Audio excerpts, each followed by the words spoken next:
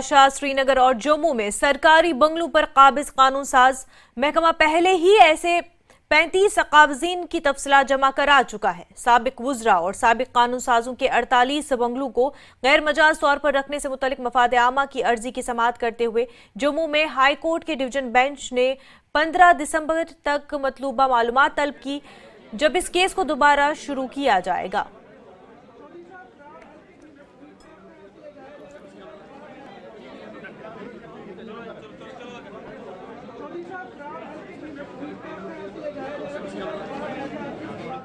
कुछ साल पहले एक पीआईएल जम्मू के एक बाशिंदे ने जम्मू कश्मीर हाईकोर्ट के डिवीजन बेंच में दायर की थी, जिसमें ये इल्ज़ाम लगाया गया था कि कई जो फॉर्मर पॉलिटिशियंस हैं, एक्स मिनिस्टर्स, एक्स लेजिस्लेटर्स हैं, वो पावर का मिसयूज करके गवर्नमेंट अकोमोडेशन उन्होंने हासिल की है और अभी भी, हालांकि वो अभी पावर में नहीं है, कोई पोजीशन उनको हासिल नहीं है, तब भी वो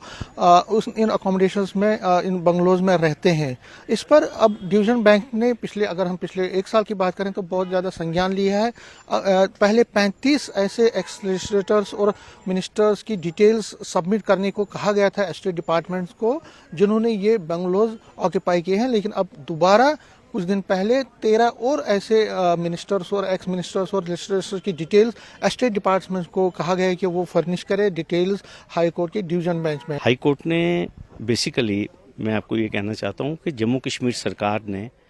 हाई कोर्ट में एक सूची दी थी, एक लिस्ट दी थी, जिसमें कि 48 पॉलिटिशियंस के नाम थे जो अभी भी मिनिस्ट्रियल बंगलों में या ए टाइप की कोठियों में जो अभी भी स्टे कर रहे हैं। तो जब हाई कोर्ट ने इनको पूछा कि किस रूल पे, किस बेसिस पे आप इनको ओवरस्टे करवा रहे हैं, तो उसके बाद जम्मू कश्मीर सरकार ने ये लिख के दिया कि जो एस्टेट्स डिपार्टमेंट के रेगुलेशंस हैं उसमें एक प्रावधान है कि 5% सरकार के पास एक डिस्क्रिशनरी कोटा है। उस डिस्क्रिशनरी कोटे के तहत इन एक्स लेजिस्लेटर्स को और कुछ सियासी लोगों को हमने इसकी अलॉटमेंट की है। उस वक्त हमने एक नुक्ता वहाँ पे उठाया था कि एस्टेट्स डिपार्टमेंट के रेगुलेशंस में ही लिखा हुआ है कि जिनके अपने ज़ाती मकान हैं या जिनके पास लीज होल्ड प्रॉपर्टीज़ हैं या जो जम्मू और श्रीनगर शहरों में जिनके अपने ज़ाती एसेट्स हैं, they are not entitled to government accommodation.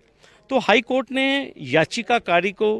और साथ में एस नंदा साहब जो एस्टेट्स डिपार्टमेंट के वकील हैं उनको भी कहा था कि आप भी लिस्ट फाइल करें और ये कंफर्म करें कि क्या ये जो 48 पॉलिटिशियंस हैं, क्या इनके पास अपनी ज़ाती प्रॉपर्टीज़ हैं या नहीं है। तो हदायत जारी की है उनको कि वो 15 दिसंबर से पहले, क्योंकि 15 दिसंबर को आगे सुनवाई है, और 15 दिसंबर से पहले जो left out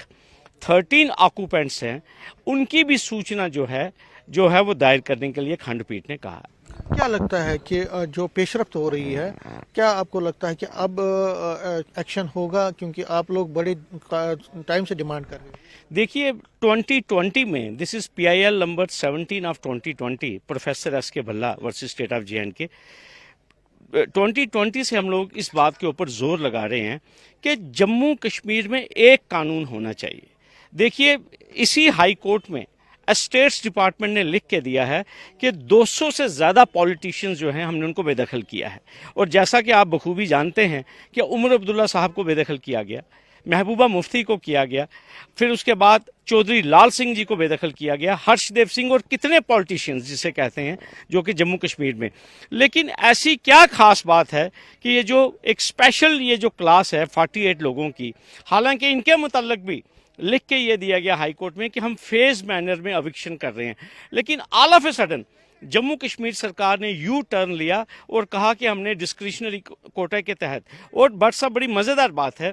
most of the people out of this 48, ये मैं डिमॉन्स्ट्रेट करूंगा डिवीजन बेंच में, इनके अपने ज़ाती मकान हैं, इनकी ज़ाती प्रॉपर्टी हैं, और जम्मू और श्रीनगर के पॉश एरियाज़ में इनके आली शानदार बंगले हैं। लेकिन यही बात मैं अक्सर कहता हूं कि काश जम्मू कश्मीर में एक कानून हो जाए, और इसी बात के ऊपर हम जो है वो लड़ाई कर रहे हैं। जो 13 लोगों की जो डिटेल्स जो अभी तक नहीं दी गई थी वो भी डिटेल फर्निश करे, तो उसके बाद इन साहिबान को लग रहा है कि इस पे तेज़ी से काम होगा और तेज़ी से ये केस निपटाया जाएगा और जितने भी पॉलिटिशियन जिन्होंने इलीगली इनको ऑक्यूपाई किया हुआ है इन बंगलोज़ को, सरकारी बंगलोज़ को, वो वहाँ से बेदखल किए जाएंगे। कैमरामैन आशु के साथ में समीर भट्ट, न्यूज़ 18 जम्मू।